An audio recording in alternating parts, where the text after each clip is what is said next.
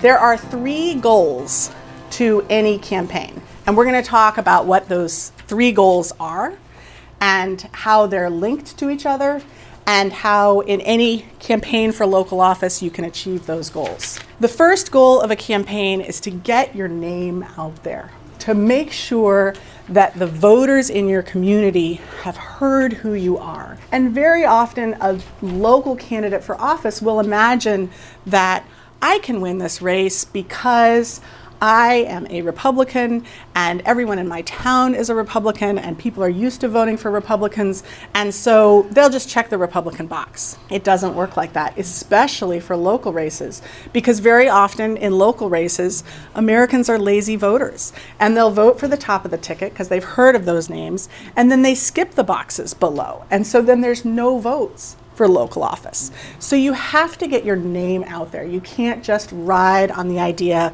that you belong to a certain group and people will vote for that group and that will carry you through the election. And the way you get your name out there is through media.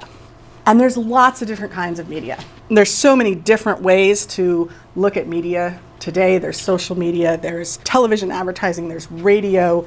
In rural areas, I find that what is old is new again, and that people will pick up local weekly newspapers and they'll go through those because they know that they can get the information about their local community easily without all the noise that comes from social media today and the huge onslaught of information that we have.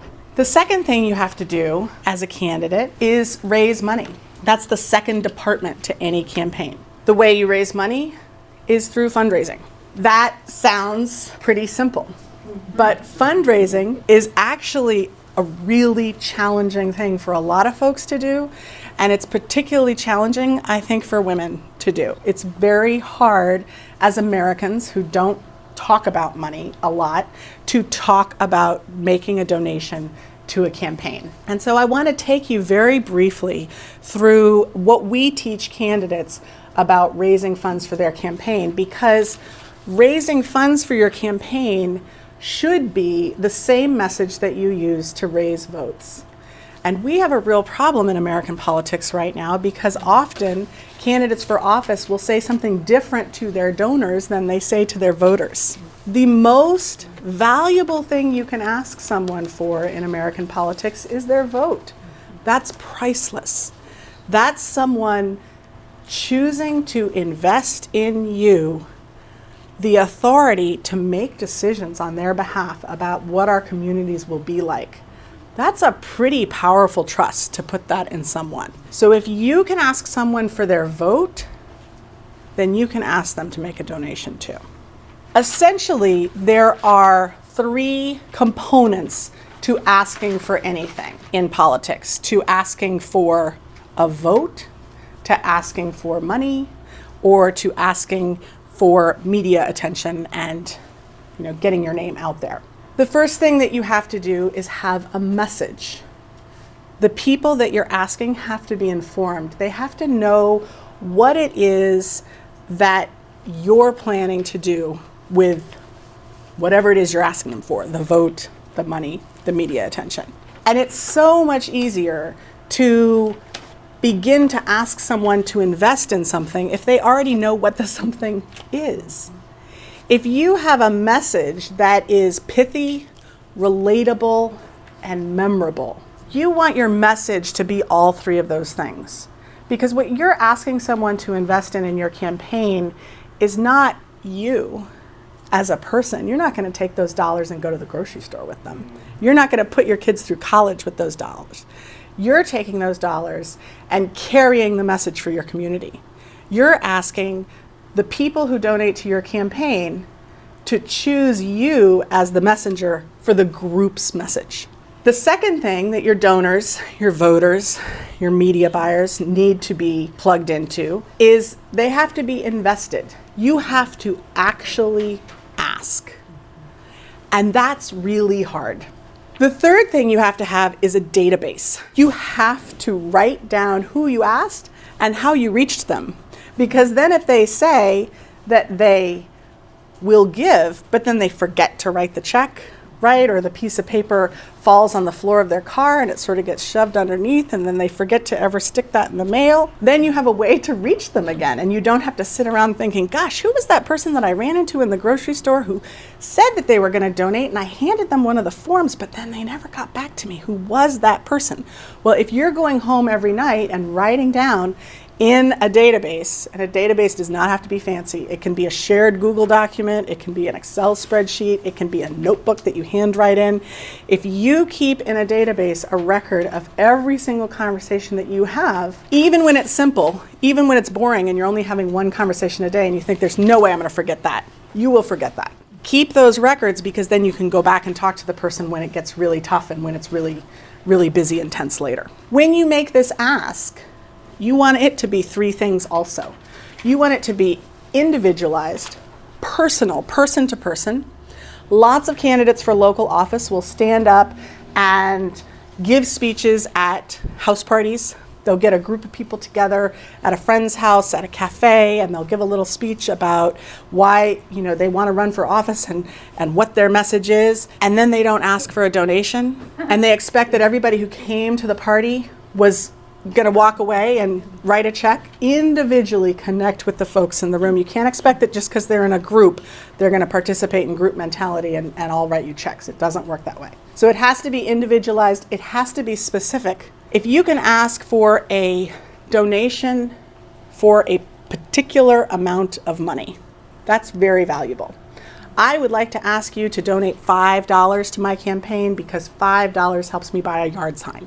Give them a specific dollar amount to work with. Invest $50 in my campaign because $50 lets me buy an ad in the Penny Saver. And you want it to be targeted. You want them to know what their money is going for. You want your database to be three things too. You want it to be accurate, updated every single day, and you would really like for it to be accessible to more people than just you. If you can have a Google document so that more people than just one can read this database, and you can call your colleague on the phone and say, hey, friend of mine who is serving as volunteer campaign manager, will you get on my Google Drive and look and see who that woman was that I talked to in the grocery store 6 months ago?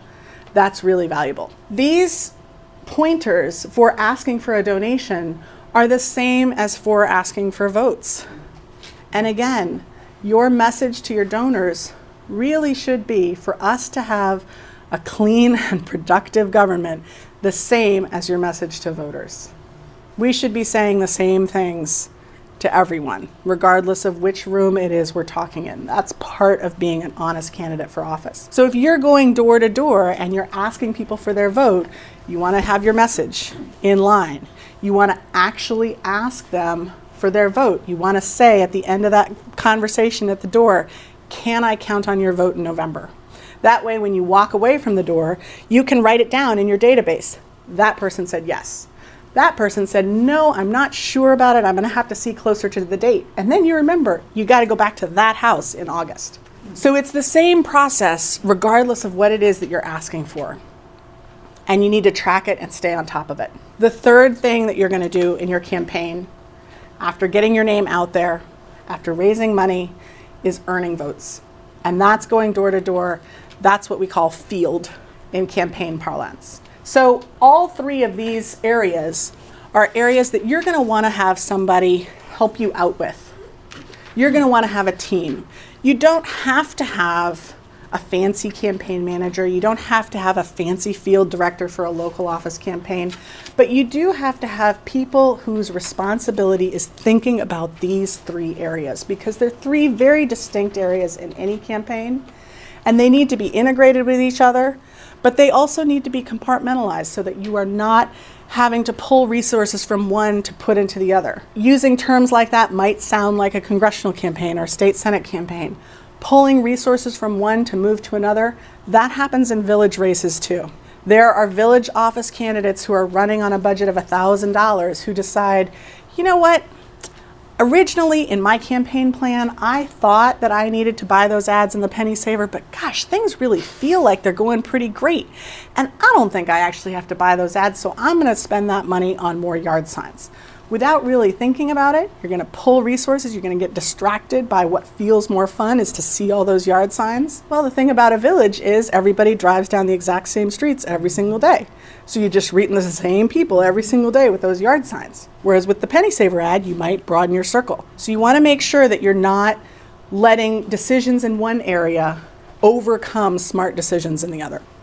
If you pull all three of these together, as Michelle Obama said, there is no limit to what we as women can accomplish.